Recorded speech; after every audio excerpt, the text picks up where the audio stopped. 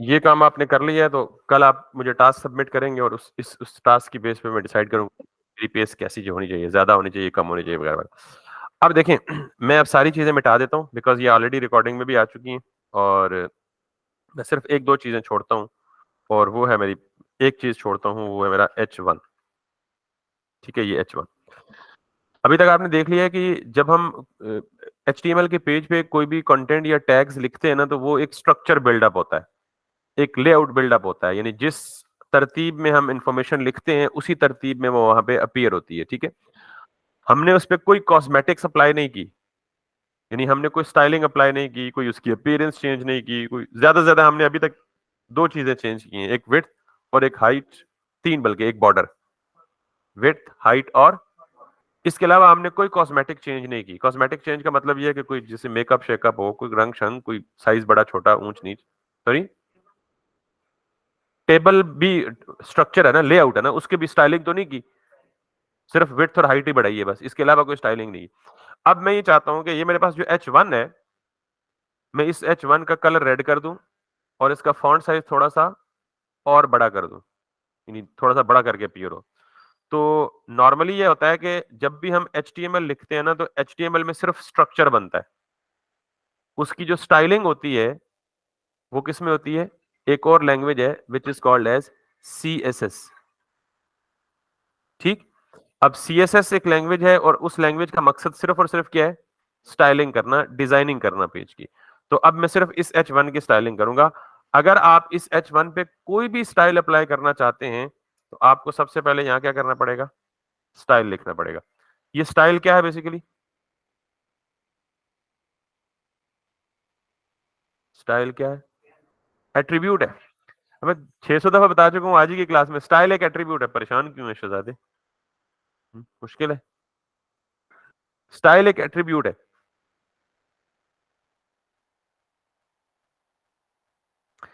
इस एट्रिब्यूट में हम इस एट्रिब्यूट का तो तरीका ये होता है कि एट्रिब्यूट नेम लिखें और उसपे उसकी क्या लिखें साथ?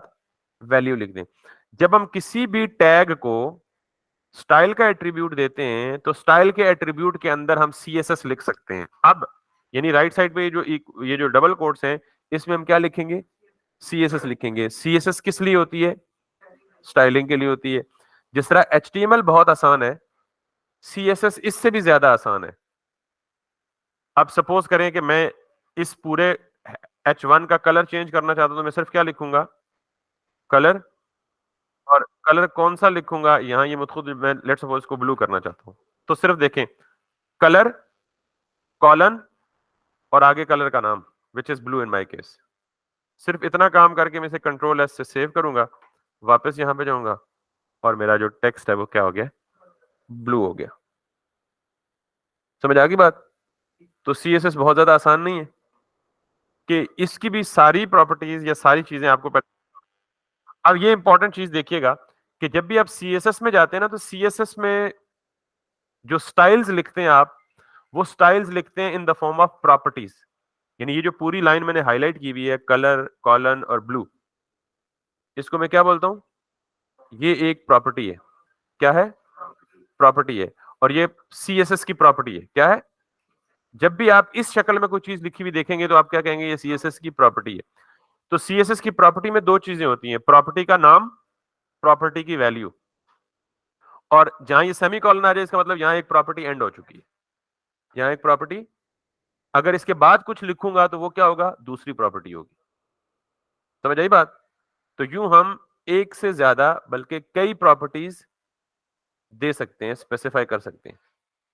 अब मैं यहां पे आपको दिखाता हूं दूसरी प्रॉपर्टी, बैकग्राउंड। अच्छा, विजुअल स्टूडियो कोड को इस्तेमाल करने का एक अच्छा मकसद ये भी था कि ये आपको खुद ब खुद हिंट में दे देता है। मैंने BAC लिखा था, उसने मुझे कहा बैक, मैंने कहा हाँ जी बैकग्राउंड कलर, मैंने कहा ये अप्लाई कर दो एक्वा। अब वापस can you see this?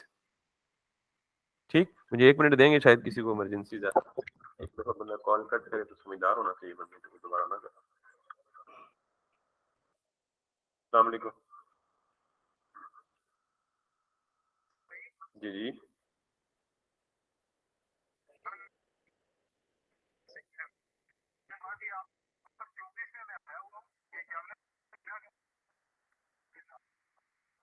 Sorry, दोबारा बोलिएगा।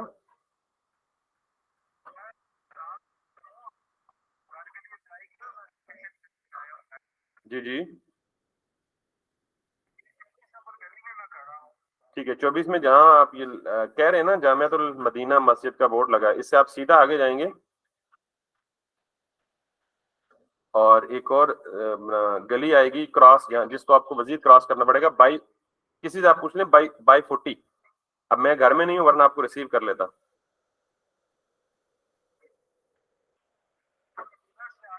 बिल्कुल सीधा इसी स्ट्रीट को फॉलो करेंगे ना, तो थोड़ा सा आगे जाके बाई 40 एक गली आएगी, यानी उसको भी क्रॉस करके आप जाएंगे आगे। अब बाइक में, गाड़ी में? अब आने से पहले मुझे बता देते तुम्हें। जी जी, सीधा जाए ना, आगे आगे एक गली आएगी जहाँ पे ये एंड होगी तो।